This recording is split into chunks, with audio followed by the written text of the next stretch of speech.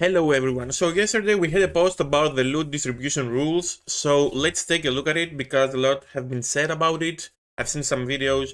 So let's get straight into it and check what's happening and let's break it down. So opening the introduces to what contribution is and what the event items are. Contribution. What is constituted as contribution? Contribution is earned by doing damage against the enemy and healing friendly players in battle while said enemy is active. So, when you're fighting a mob or a boss and you're in a party, healing your party while the boss or the enemy is up and attacking you or you're attacking him, you're getting contribution. Contribution from healing is acquired for healing both players in and out of your party when participating in guild level events. So what this means is that you can't heal players when you are in a normal boss. It has to be a field boss in a guild level event. So this is a contested field boss. We'll see it right after this one, and we'll explain it a little bit more.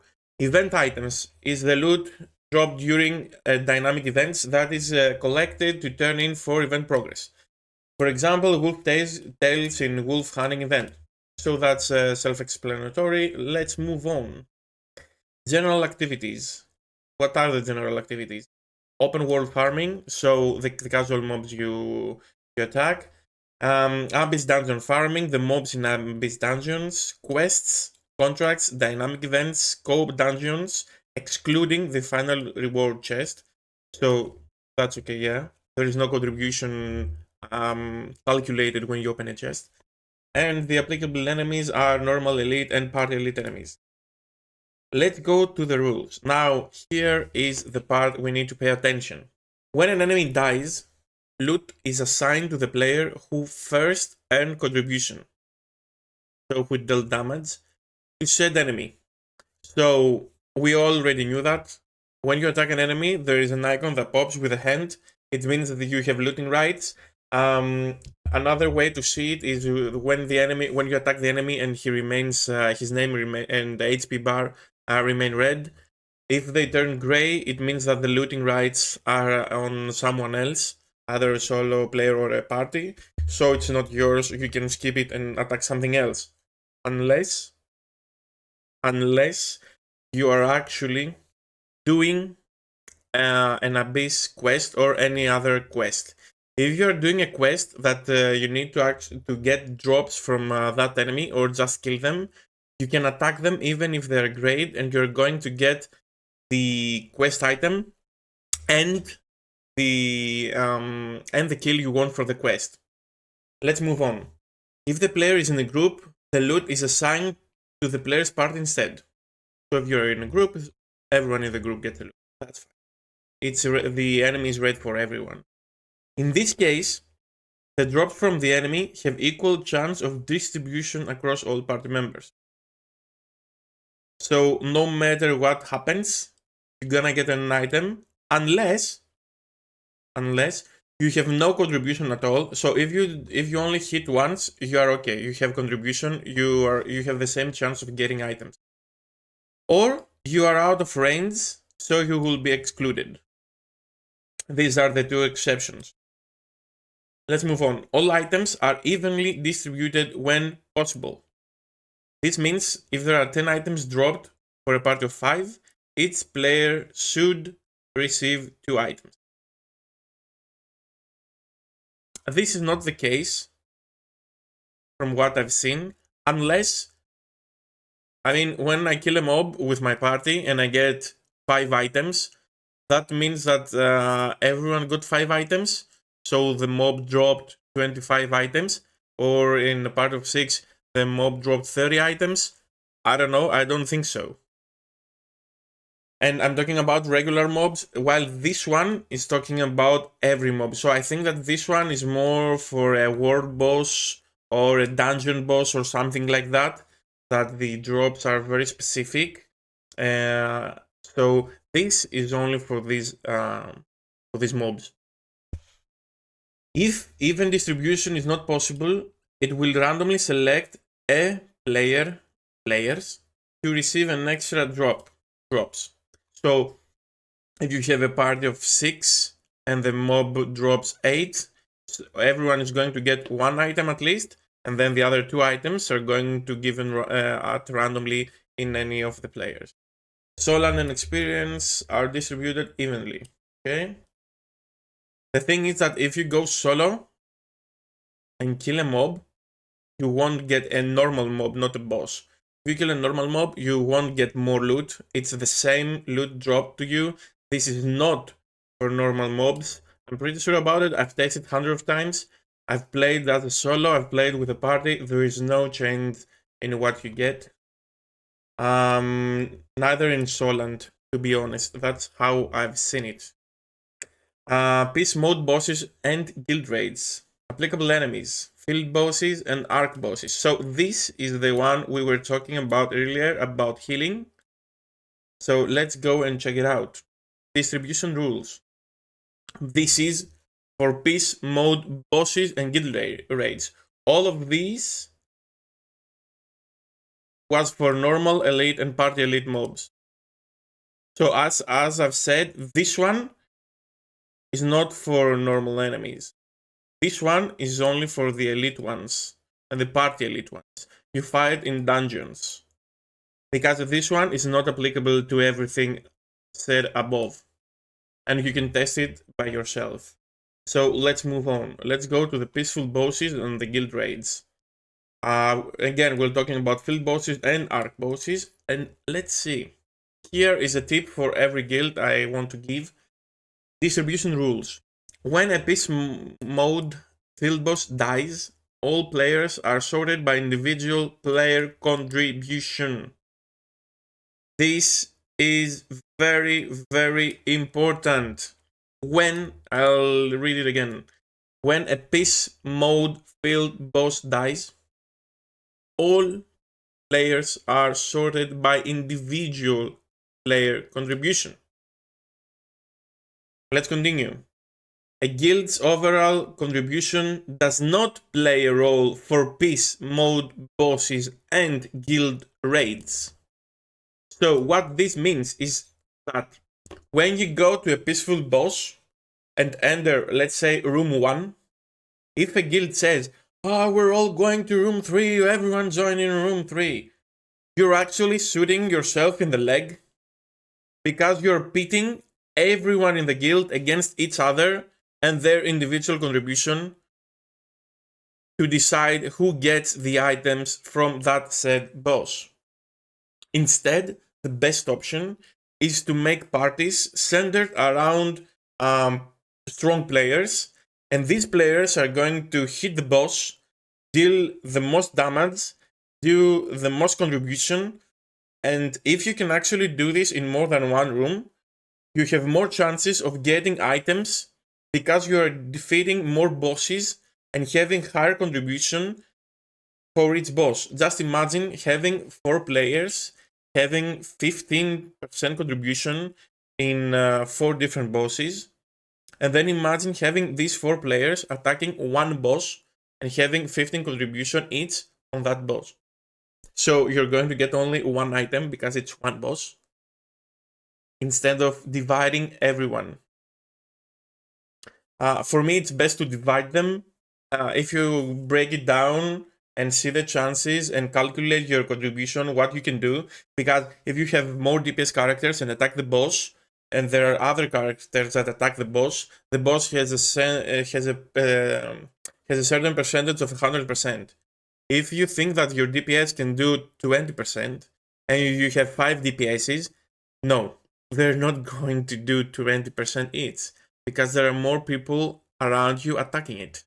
So that percentage is going to get lower the more people with higher DPS capability are in a room. So if you are a guild and you have a contribution and you have a system that you distribute items based on their activity or whatever, so you don't care about who picks what, please share your players between different rooms. Now, let's move on. players must meet a minimum contribution to be eligible. For example, if you attack a boss and you get, let's say, 1%, you might not be eligible to get a loot. I think that's more for people below 1%, maybe someone that just hit the boss once.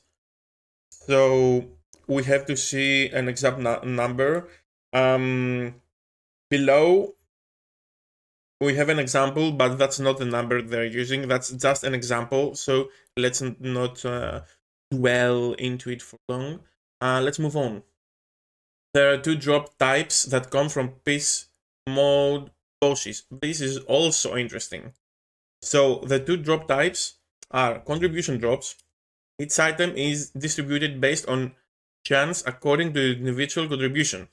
So if a boss has 100% HP and there are 10 players that do 10% of the HP as damage, every player has a 10% chance of getting that item. So then the system goes RNG, calculates it, and gives it randomly to one player of these 10. And then we have the random drops. Each item is randomly provided only to remaining players who did not receive one of the contribution drops. So you have 10 players and you have 2 drops in contribution drops. Only 2 of these 10 will get an item. And then the remaining 8 will have an equal chance to get the random drop. Whether all of them hit at the 10% or some of them hit at 1% or 2% or 3%. It doesn't matter. The random drop is randomly provided to all the remaining players. And we have another tip. Single player is only eligible to receive one of these drops. In other words, a single player cannot receive more than one epic equipment item from the single boss counter. So this is talking about purple gear, only epics. So if you are one that gets a contribution drop, you're not going to get a random drop. You're locked out. If you get one here, you're locked out. You only get one. Stolen and experience are distributed evenly. Okay. So this is the example. We already talked about it. It's the same thing. I've already read this. Let's move on. Now, here is the cheeky part. So here we have field bosses and arc bosses, but under conflict mode. So here we have no rooms. Here is conflict. The boss is in open world, is in the field. It's a field boss. There are no rooms. There is conflict. There is PvP. There is mayhem. Let's see. Distribution rules. Loot. And this is why you should actually join a guild, a top guild if you can. So listen, loot is assigned in a 2-stage process. First, the loot is assigned to a guild, and then the loot is assigned to players within the guild. Now, which guild is going to get the loot and which players are going to get the loot? Well, in a guild it doesn't matter because we have the distribution system, but let's move on. When a field boss dies, during conflict mode, because it's a boss, we don't care about who hit it first. That's only for mobs. So, when a field boss dies, during conflict mode, a guild's contribution is calculated as the sum of the individual contribution of each player in the guild who participated in the fight. Here, now, we have the healers that they can actually heal more people than they want in the party. So, the contribution the healers can make in the fight and in the final calculation is far larger than the one they could do while just in a party, so in a peaceful boss. So even healers are super valuable. You have to heal, you have to stay alive, and we're gonna see why you have to stay alive. The guilds are then sorted based on contribution. So let's say we have a guild that has 10 members, for the sake of the example. You have a guild with 12 players, 2 parties. Each player, let's say that the first party is super DPS-y, so it has more contribution. It doesn't even have a tank, it only has DPS and healers. that party, let's say that between the 6 players, they have a total contribution to the boss's HP of 40%, a total. So one player did 5%, another did 10%, another did 15%, we're already at 30. The healer did 3% because of the heals, another DPS did 17%, and you know what I mean. So you get a 40% of damage to the boss plus the contribution of heals. Now, this contribution is added to the total guild contribution, and you're pitting your guild against the other guilds that attacked the boss or healed players in the area of the boss. Healed players in the area of the boss. So, is PvP in the area of a boss and healing during PvP calculated towards the contribution of the fight? Towards the loot? Because if you're a guild that's defending the boss again and again and again, and your healers are super focused on healing you, and you're getting contribution through healing, how much contribution can you get by healing? These are really interesting questions. And let's move on. Guilds must meet a minimum contribution to be eligible to receive loot. Yeah, that's logical. Loot items are distributed based on chance according to guild distribution. So, note, unlike Peace Mode bosses that you get in a party,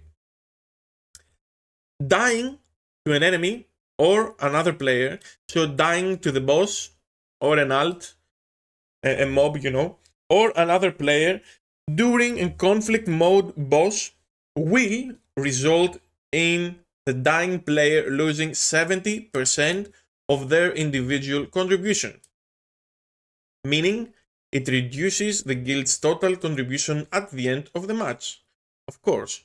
So if you're a player with 10% contribution, that 10% goes to the guild, but if you die, that 10% is cut down to 30%. You're losing 70%. So you only get 3%. Now, if you go again at the same site, you don't damage, you don't heal, you die again, your contribution is again cut by 70%. So now your contribution is even lower than 3%. So if a guild dies enough times, if a guild members die enough times, then you almost have zero contribution. And you might even be excluded from the loot because you have to meet a minimum contribution to be eligible. Interesting. Let's move on. And this is only for the conflict. When you die in peaceful bosses, it doesn't matter. You can die 100 times. Even in arc bosses, it doesn't matter. You keep your contribution. It doesn't matter at all. Once a guild has been assigned an item, all participating players within the guild have equal chance of updating the item. So, let's say you're a player that has a 25 contribution and you've never died in the boss, and that contribution goes to the guild. And now the guild has 25 contribution from your contribution. And let's say that you get the item. You have the same chance of picking up the item and the item being assigned to you as any other member in the guild that contributed. So if I'm a player that only contributed 1%, so let's say I'm a tank and I hit the boss enough times, or I heal with my AoE healing of my greatsword or whatever, if I'm not a greatsword user, you know what I mean. I have the same chance as you, the DPS, that did 25% contribution of the item being assigned to me and I picking it up.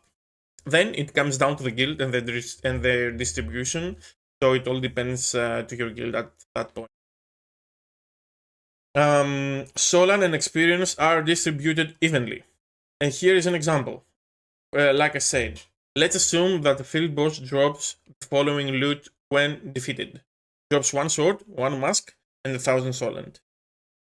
If players A, B, and C had 10%, 15%, and 20% contribution respectively, all belong to the same guild, then the total guild contribution is 45%. That's why I said you get the exact same amount of contribution from the individual to the guild. That means this guild would have a 45% chance to acquire the sword and the mask. If the guild successfully acquire the mask, then the players A, B, and C would have an equal chance, no matter the contribution, they would have an equal chance to receive the mask. So, in conclusion, when you're fighting mobs, the first to hit gets the loot. It doesn't matter your contribution, but you have to at least hit the mob once or twice, I don't know, just to get the loot. If you're too far away, you're not getting shit. If you have a quest, you should actually keep that in mind. If you have a quest, any quest, even if it's an abyssal contract, you can go as solo and leech the mobs. You get both the kills and the items, even if you hit the boss just once, because you are tagging the boss. You're not looting it, you are tagging it for your quest. So you can go in and leech. A lot of players are doing it, I am doing it. If I want to conserve my farming points, I just go like that. I hit one mob, I hit 100 mobs, I don't kill them, the others kill them, they get the loot, I get my quest, I get nothing else. My points, my abyssal points are not reducted, so I can go with my party and my friends afterwards and do it. Another point to keep in mind is that healers can get contribution by healing party members, and in PvP modes, they can heal guild members and get contribution by healing guild members. Only in guild level events. And the guild level events are not the peace mode bosses and the guild raids. The guild level events are field bosses, are the PvP field bosses. So, I think that's about it. I think the loot contribution system is quite good. You should actually keep in mind on how your own guild contributes the items. And if you're fine by it, then that's actually great. That promotes PvP. There is not something for a tank. Let's say I'm a super tanky player. I have 0 damage. I only get damaged, so I'm in front. I'm the wall. I do nothing. I only take damage. There is not something like damage received contribution. I don't know if I think that the tanks. If you're a solo player, don't play as a tank. There is no reason to play as a tank. If you're a solo player, play as a DPS. Go maximum on DPS. You don't need the party. The only reason you need the party if you're going PvE is to get buffs from the other players. If they have AoE buffs, like the tank Bastion or something like that, or a ranger has a buff that increases your range or your DPS or whatever. The only reason you need to be in a party is that you need their buffs. There's no reason to be in a party. Everyone that says, I need a DPS above 3k, that's bullshit. You don't need that DPS. It doesn't matter. There is no party contribution. It's only individual contribution. So, if there are a lot of city people in the game, and you see them not inviting you or kicking you from a party, you shouldn't care. Just go in, hit the boss, get the loot, and then flip a finger or whatever you want to do. Go full DPS for bosses, kill the boss as fast as you can, get the most contribution, and you're going to get an item. You don't need the party. But if you are a guild, please be clever about it. That's about it. Thank you everyone, and see you on the next video. And don't forget, if you actually like the video, this or any other video, leave a comment, it helps immensely. Commenting, liking the video helps. And if you're not a subscriber, please subscribe because it helps even more. If we reach 1,000, that's gonna be amazing. And thank you very much. See ya.